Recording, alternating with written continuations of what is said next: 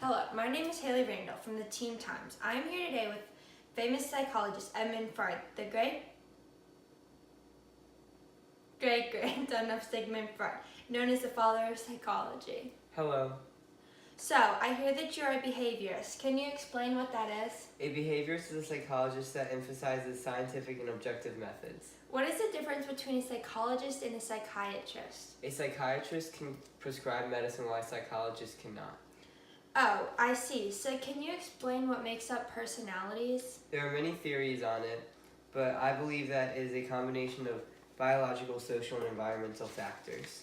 And how did you come to this conclusion? I used applied psychology, making an inference on what I already know, which is different than basic psychology, which can already be proven. So have you ever studied how a personality changes as people get older? Yes, I have, and that is considered a case study. Is this how you gather most of your data? No, that is far too extensive and time-consuming.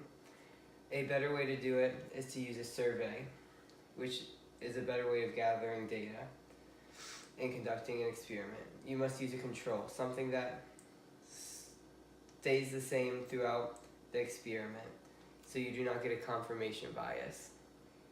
Oh, I see. What are your thoughts on Charles Darwin? He was a very influential person who coined the term natural selection, which means survival of the fittest, which also goes with Darwinism. He also discovered genes that are what determine how you look and act. He was also the first geneticist that studied DNA. He also mutated pea plants. Very interesting. Yes. Can you please tell me about sleep? Yeah, so basically there are 4 stages of sleep. Stage 1, 2, and 3, which are non-REM, and stage 4, which is REM sleep. REM stands for rapid eye movement.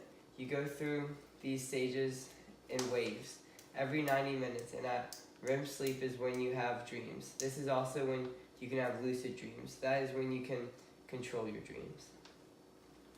Interesting. Can you tell me your views on discipline? Should parents today be using a positive or negative reinforcement? Parents should be using a positive reinforcement. Also, a good way to do it is to use primary reinforcement for a while, then transition to secondary reinforcement once the positive behavior is a habit.